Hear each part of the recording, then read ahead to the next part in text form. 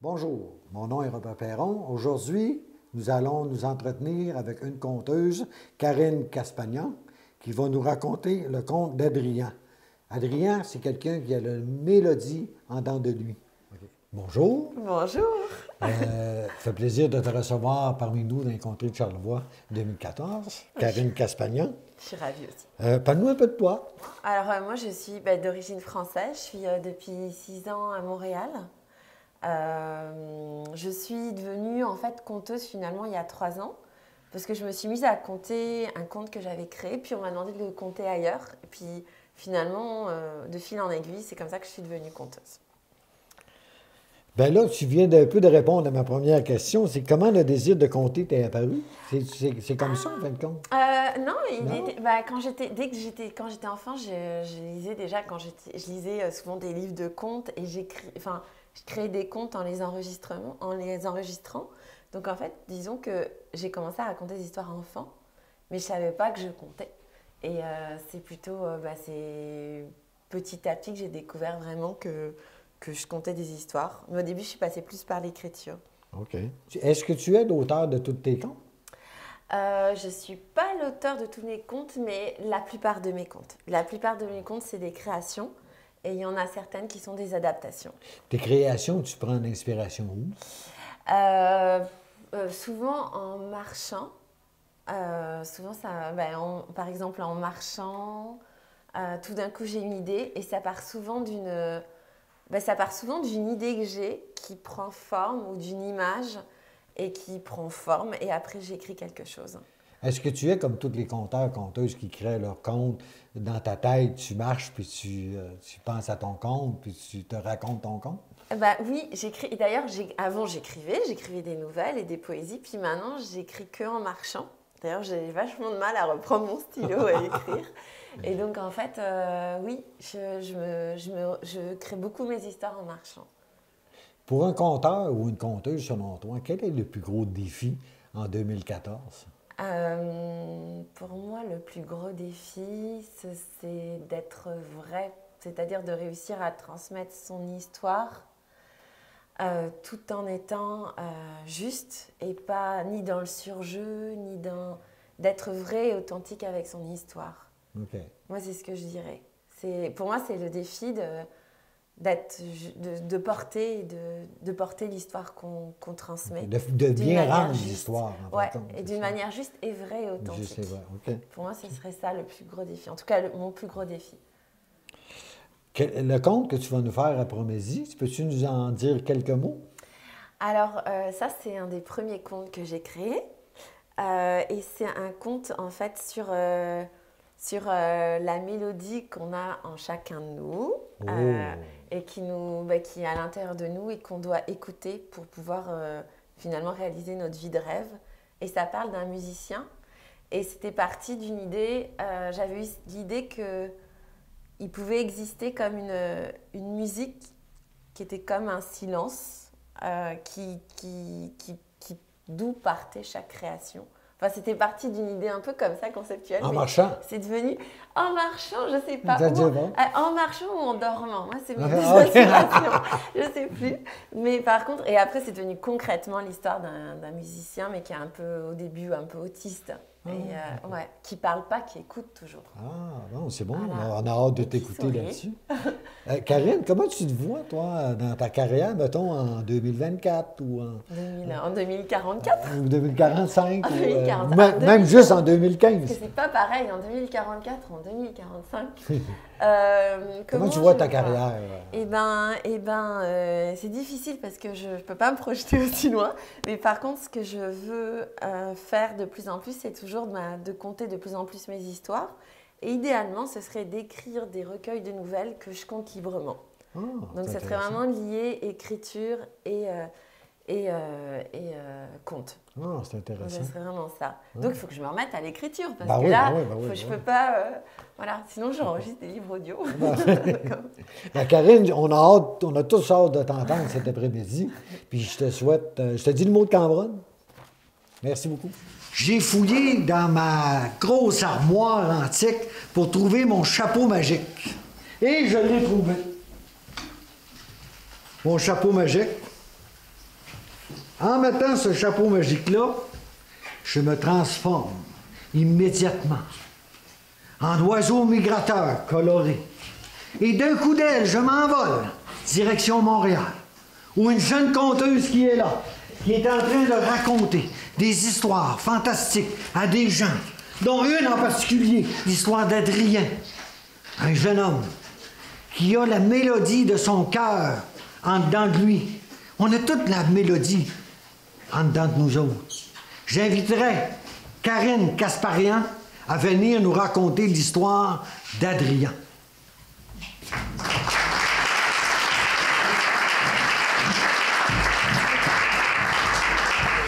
Merci beaucoup. Je vois qu'il y a des gens dans le fond et puis il y a des places vides devant. Donc si vous voulez le temps de vous installer, pour ceux qui ne sont pas encore installés, si vous voulez vous avancer comme vous voulez.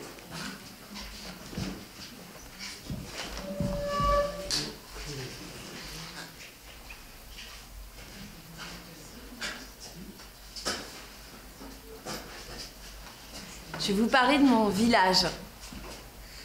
Je viens d'un village qui s'appelle Saint-Germain-les-Corbeilles.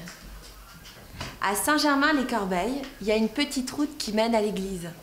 À côté de la route, il y a un champ de maïs. Derrière le champ de maïs, il y a une forêt. Et puis les anciens disent que tout au fond de la forêt, il y a une maison sans toit, à ciel ouvert.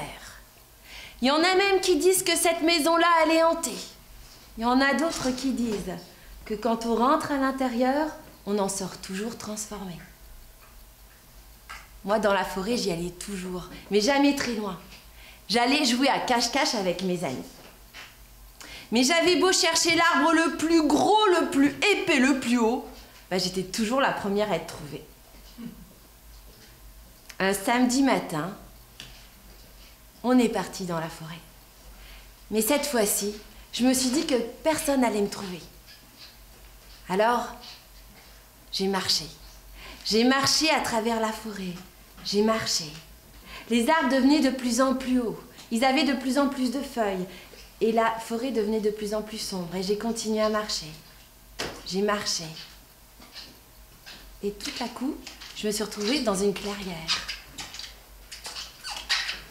Et dans la clairière, il y avait une rivière. Et derrière la rivière, il y avait une maison sans toit, à ciel ouvert. J'ai regardé la maison de loin. Il y avait du lierre qui envahissait les murs. Et je me suis dit que une maison hantée, personne n'allait me trouver. Donc j'ai traversé la rivière et je me suis retrouvée devant la maison. La porte était entrouverte, je suis rentrée. Il y avait un lit, une table, une chaise. Mais sur la table, il y avait un petit piano de bois avec des touches multicolores. Je me suis assise en face du piano et j'ai attendu. Et tout à coup, je me suis rendu compte que j'entendais plus le vent qui soufflait dans les arbres. J'entendais plus la rivière qui coulait, ni les oiseaux qui chantaient. J'entendais un silence profond qui m'envahissait. J'ai fermé les yeux et j'ai écouté. Quand j'ai ouvert les yeux, je me suis rendu compte qu'il faisait presque nuit. Alors j'ai imaginé que mes amis avaient dû appeler mes parents, que mes parents avaient dû appeler la police. Puis à cette époque, j'avais pas peur des fantômes, mais j'avais peur des loups. Alors je suis sortie de la maison, j'ai traversé la rivière, j'ai traversé la forêt en courant. J'ai traversé le champ de maïs, j'ai pris la petite route et je me suis retrouvée devant ma maison. Là, il y avait ma mère qui était là, qui m'a dit « T'étais où ?» Ben moi, j'ai rien dit. Mais après le souper, je suis allée voir Odette. Odette, c'est la sage-femme du village. C'est celle qui connaît tous les secrets de Saint-Germain. C'est celle à qui on pose toutes les questions secrètes. Mais c'est aussi une sage-femme parce qu'elle a mis au monde les enfants de Saint-Germain, les parents, les grands-parents, peut-être même les arrière-grands-parents, parce que Odette, ce qui est étrange, c'est qu'on a l'impression qu'elle n'a pas d'âge. Je suis allée voir Odette et je lui ai parlé de la maison. Elle était assise devant chez elle. Elle m'a dit « Ça, c'est la maison d'Adrien. Adrien, c'est la naissance la plus étrange que j'ai connue. Adrien, quand il est né, il pleurait pas. On avait même l'impression qu'il était en train de rire. J'ai compris tout de suite que cet enfant-là, il était différent. Et c'est là que j'ai commencé à l'entendre. Parce que je vais te dire quelque chose. Je vais te dire quelque chose que j'ai découvert au fur et à mesure des naissances. Quand un enfant naît, il entend une mélodie. Sa mélodie. Mais la plupart du temps, il l'oublie. Mais Adrien, c'était comme si la mélodie et lui ne faisaient qu'un. Comme si elle s'était coincée dans son sourire. Et elle m'a raconté l'histoire d'Adrien. Adrien, quand il était enfant, il parlait pas. Il écoutait toujours, mais il n'y avait aucun son qui sortait de sa bouche. Il avait toujours le sourire accroché aux étoiles et la tête ronde comme la lune, comme son grand-père. Il y avait quelque chose qui attirait beaucoup Adrien. C'était dans le salon de ses parents. C'était un immense piano-tableau. Alors, c'était un piano-tableau parce que c'était un piano qu'il fallait surtout pas toucher. D'ailleurs, personne dans la famille ne savait jouer au piano. Mais c'était un piano qui était toujours dépoussiéré, astiqué, qui était là pour épater les invités. Adrien, le piano l'attirait beaucoup. Il tournait toujours autour du piano. Et quand il a eu 2 ans, il est monté sur sa chaise, il a ouvert le clavier et il a appuyé sur une touche. Adrien, un piano, c'est pas fait pour jouer. Quand le grand-père d'Adrien a vu que le piano des grands lui était interdit, il lui a offert le piano des petits. Il a pris Adrien par la main, il l'a emmené dans la forêt, il a coupé du bois, il a construit un petit piano en bois avec des touches multicolores. Et à partir de ce moment-là, quand on voyait Adrien, il avait toujours son piano dans les mains. Quand on voyait le piano d'Adrien, Adrien n'était jamais très loin. Et quand on lui posait une question, Adrien, il parlait toujours pas. Mais maintenant, il répondait par une note de musique. Et si on lui posait une question qui demandait une réponse longue, Adrien, il répondait par une mélodie. Ça inquiétait beaucoup ses parents. Surtout qu'il faut savoir quelque chose.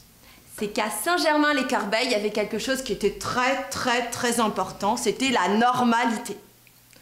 Alors Adrien, avec ses mots en note de piano, ça faisait jaser les voisins. On disait qu'Adrien était étrange, bizarre, pas comme les autres. Et les voisins des parents d'Adrien, ils allaient plus. Ils allaient plus chez les parents d'Adrien. On les évitait. Mais il y en avait un. Il y en avait un qui était fier de son petit Adrien, c'était le grand-père. Le grand-père, il partait toujours pêcher avec Adrien. Il traversait les champs de maïs, il traversait la forêt, il se retrouvait au bord de la rivière.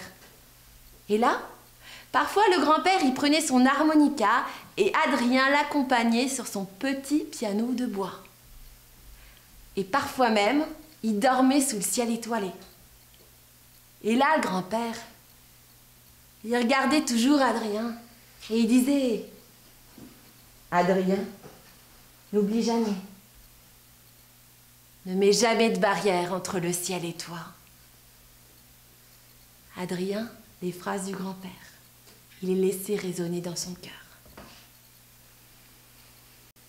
Adrien, maintenant, il avait 7 ans et il n'était toujours pas allé à l'école parce qu'il ne savait pas parler. Alors il y a eu l'oncle qui a eu une idée. Comme il savait juste toucher un piano, on lui a offert des leçons de piano.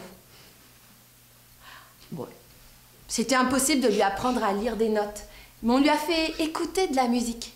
Et là, très vite, Adrien s'est mis à jouer Chopin, Mozart, Beethoven.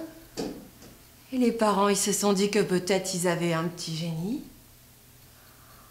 Et les voisins, ils ont commencé à revenir chez les parents d'Adrien. Et au bout d'un moment, on a laissé Adrien jouer au piano-tableau. Il y avait Adrien qui jouait sur le piano-tableau et maintenant les voisins n'admiraient plus le piano, mais ils admiraient Adrien. Et on applaudissait Adrien. Il y avait quelque chose qui changeait chez Adrien. un petit détail. C'était son sourire. Il souriait toujours, mais il y avait 2 petites pointes de fierté qui commençaient à se coincer là. Et les voisins applaudissaient toujours. Et l'orgueil commençait à grandir, toujours de plus en plus. Et quand Adrien a eu 8 ans et demi, il a dit son premier mot, après un concert. Merci. Alors là, les parents, ils étaient rassurés. Ils avaient un petit génie, mais en plus, il parlait. Le grand-père, lui, il n'a pas eu l'air heureux et il est sorti de la maison.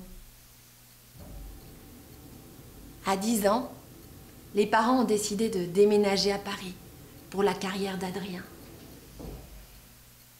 Alors Adrien a dit au revoir à son grand-père qui restait à Saint-Germain.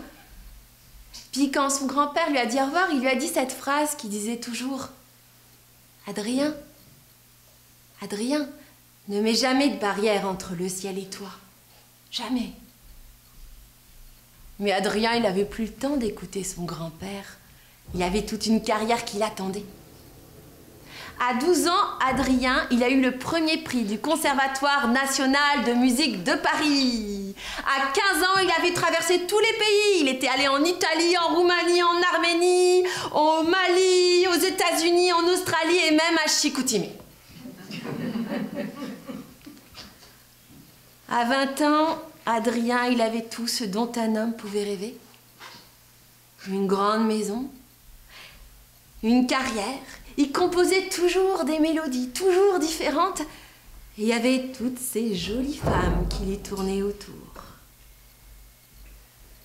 Pourtant, il avait beau composer, jamais ça suffisait. C'est comme s'il cherchait quelque chose, une mélodie qu'il avait complètement oubliée.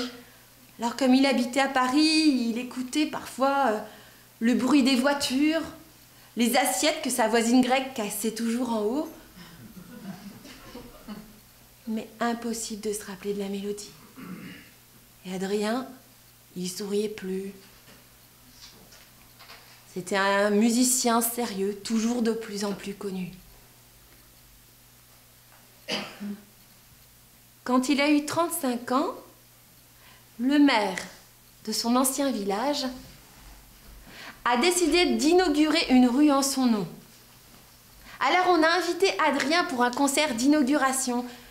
Adrien, il était plus il était plus allé dans son village depuis son enfance. Après le concert, Adrien, il a eu le goût de se promener dans les paysages de son enfance. Il a pris le champ de maïs, il a traversé la forêt, il s'est retrouvé dans la clairière, au bord de la rivière, là où il pêchait avec son grand-père. Et puis, sous le ciel étoilé, il s'est endormi. Et il a dormi profondément. Il a rêvé.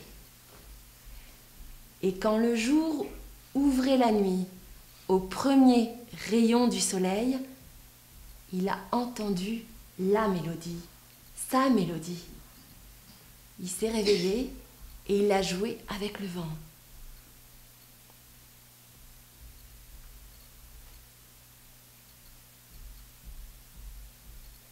Il est resté encore une nuit. Il a dormi profondément, il a rêvé.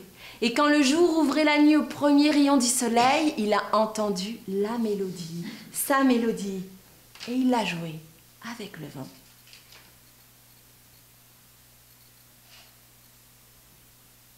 Et il est resté encore une nuit. Et il a dormi profondément et il a rêvé.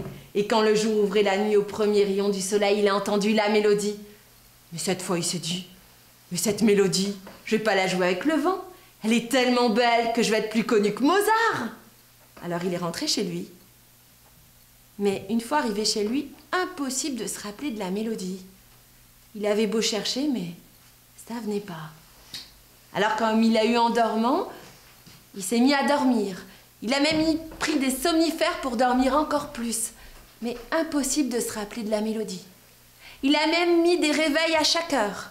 À 1h du matin, à 2h du matin, à 3h, à 4h, à 5h, à 6h, à 7h, à 8h, à 9h, à 10h, à 11h, à midi, à 13h, parce qu'à force de se réveiller, il fallait qu'il fasse une grasse matinée. mais impossible de se rappeler de la mélodie. Adrien, il a annulé tous ses concerts. Quand on tapait à sa porte, il répondait plus. Il est resté, avec une feuille, un stylo, à essayer de se rappeler de cette mélodie. Mais elle ne venait pas.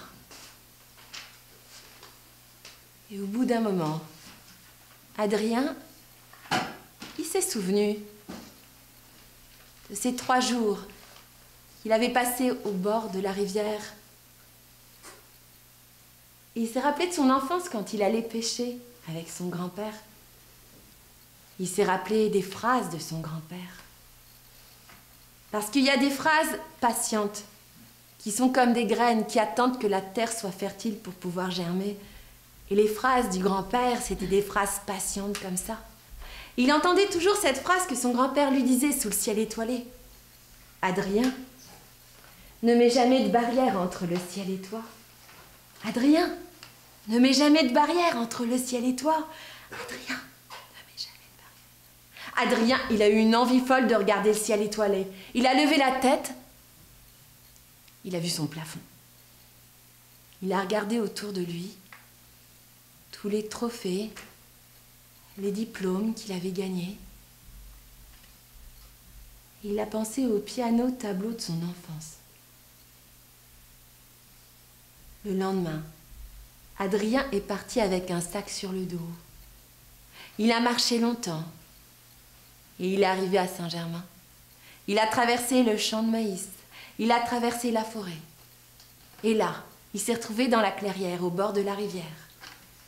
Il a construit une maison, mais une maison sans toit, à ciel ouvert. Et toutes les nuits, quand il dormait sous le ciel étoilé, au moment où le jour ouvrait la nuit, au premier rayon du soleil, il entendait la mélodie. Il la jouait sur son piano, son petit piano de bois aux touches multicolores. À Saint-Germain, Adrien le prodige était redevenu Adrien l'étrange, le bizarre, le pas comme les autres. Mais il y en avait. Il y en avait qui parlaient de cette mélodie bizarre qui jouait. Il y en avait aussi qui venaient l'écouter en cachette. Ils se cachaient derrière les arbres. Et puis il y en avait qui se cachaient pas. Il y avait Odette, la sage-femme, qui venait tous les matins. Pierrot, l'ivrogne du village, celui qui buvait trop. Alors, ce qu'on pouvait dire de lui, ça lui était complètement égal. Et il y avait ce très très vieil homme qui avait la tête ronde comme la lune, comme Adrien, et le même sourire, qui venait tous les jours avec sa canne. Et le temps a passé, et la mélodie d'Adrien était toujours, chaque jour, de plus en plus belle. Et au bout d'un moment, les villageois, ils se sont mis à tous venir écouter le matin la mélodie d'Adrien. Puis il n'y avait plus assez d'arbres pour se cacher, alors ça devenait le rendez-vous du matin. Et le temps a passé. Et Adrien a eu son dernier matin. Il s'est réveillé et il s'est approché de son piano. Et il a commencé à effleurer les touches. Et les notes se sont mises à glisser, elles coulaient comme une rivière. À l'extérieur, jamais la mélodie n'avait été aussi belle. Et les notes continuaient à couler et elles se sont enchevêtrées petit à petit. La mélodie était toujours de plus en plus rapide.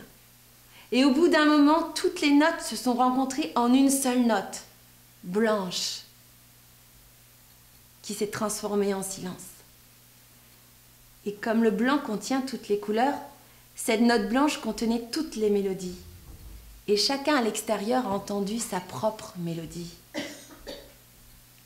Et c'est depuis ce temps-là que dans les villages voisins, on dit que les gens de Saint-Germain sont étranges, bizarres. Par exemple, Georges, celui qui voulait être chanteur de rock quand il était petit, le prêtre. Maintenant, il fait ses homélies à la guitare électrique. Et le poissonnier, maintenant, quand il a du temps, il va au cirque. Il est devenu dresseur de truites. Mais le pire dans tout ça, c'est Pierrot, l'ivrogne du village. Ils ont plus d'ivrogne, ils boivent plus. Faut le faire quand même. Il est devenu sculpteur. Il sculpte des fontaines d'eau. Odette, elle n'a pas changé de métier.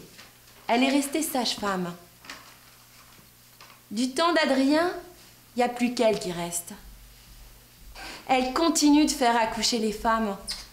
Et quand on lui demande ce qu'elle fait, elle ne répond jamais qu'elle met au monde des enfants. Elle répond toujours qu'elle met au monde des mélodies.